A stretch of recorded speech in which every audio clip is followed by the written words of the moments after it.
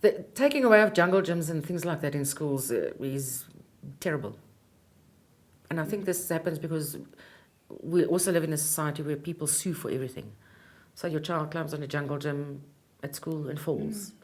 And now the school is being reckless. But, we climbed on jungle gyms and rode bicycles and things, sat on swings when we were kids. So a lot of the movement that kids used to have, they simply don't have anymore. We expect children to sit for hours and take in information, and there's no movement.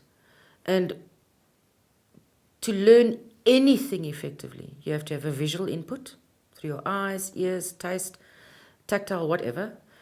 You have to have movement and an emotional connection or limbic system activation. So now we're taking the movement away, but we're expecting kids to learn.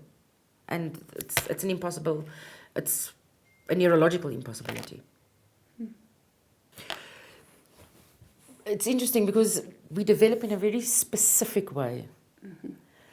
To achieve a learning brain, we have to have emotional intelligence.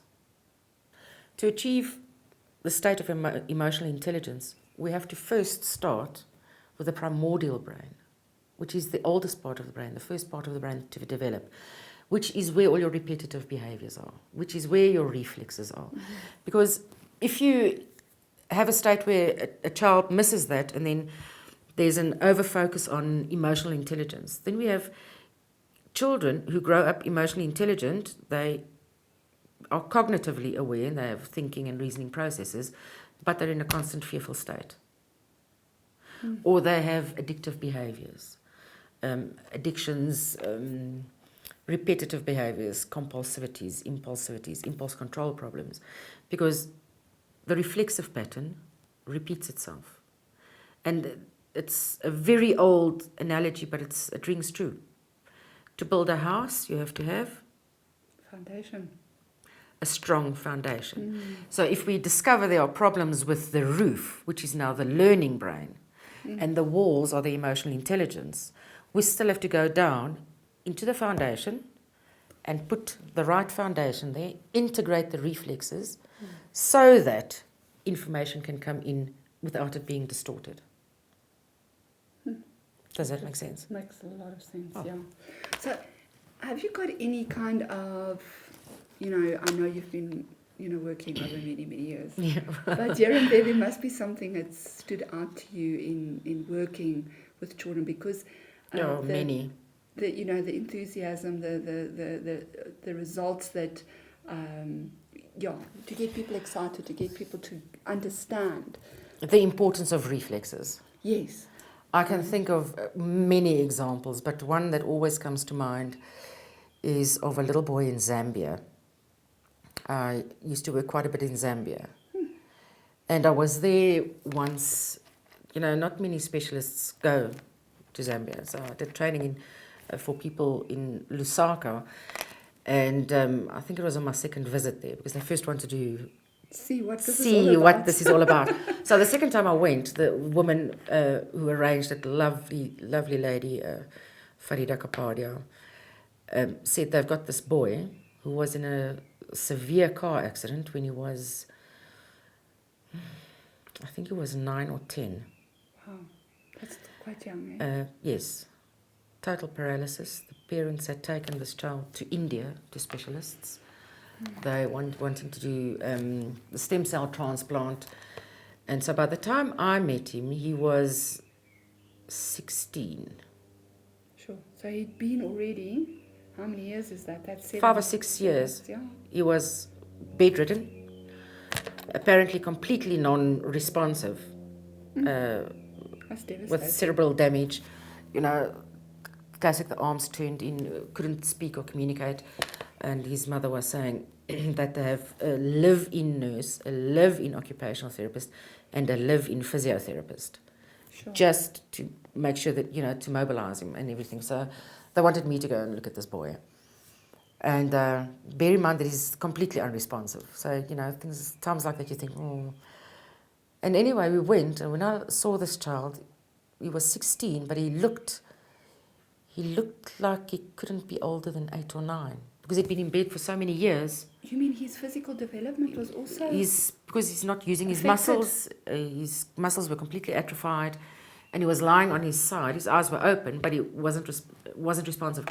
And something I noticed that the moment I first stood at the door and I observed his mother, the nurse, the occupational therapist, everybody that went into the room was shouting because because he's non-responsive. They had the idea that he's deaf, that he can't hear them. Interesting.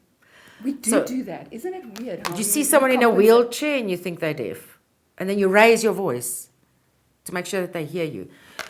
And so I first did his brain profile to see how to communicate with him, and then I started checking his reflexes. And in his particular case, the Moro reflex, also the spinal galant reflex, and the ATNR reflex, the STNR reflex, the automatic gait reflex, all those reflexes were still active. So he was literally like a newborn with an incredibly increased muscle tone, which tells you that there's elevated anxiety. So I started working on his reflexes. His Moro reflex in particular was very, very active. He was in a constant state of fear. Is that why you think the arms were like Yes. this? Okay. Yes. Yeah. And obviously in a state of fear you can't access auditorily. So we integrated all his reflexes. It was difficult. It took 2 people to manipulate his limbs and everything, but anyway, integrated his reflexes and did some brain gym, particular to auditory integration and visual integration. Lots of thinking caps that you could do for him, lots of lazy eights in his visual field, even though it looked like his eyes weren't moving. Integrating the spinal galant reflex every day, 2 or 3 times a day. And I was in Zambia at that time. I think I was there for about 2 weeks. And I saw him on the 2nd day that I was there. And on the 5th day, his mother actually came to the training and said, for the first time since he's been bedridden, when she walked into the room, he followed her with his eyes.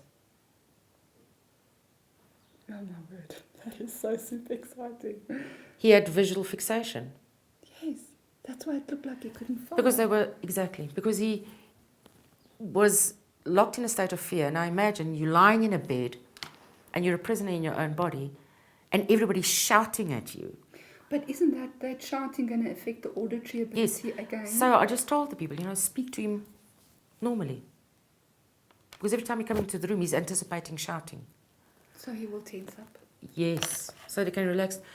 And it was about 6 months after that, he was able to start to communicate, and he was in a wheelchair. He was able to sit upright in a wheelchair. He had to relearn to speak. Obviously, lots of brain gym. Continue to work with his reflexes. And this was about 10 or 11 years ago. And he now walks with a Zimmer frame.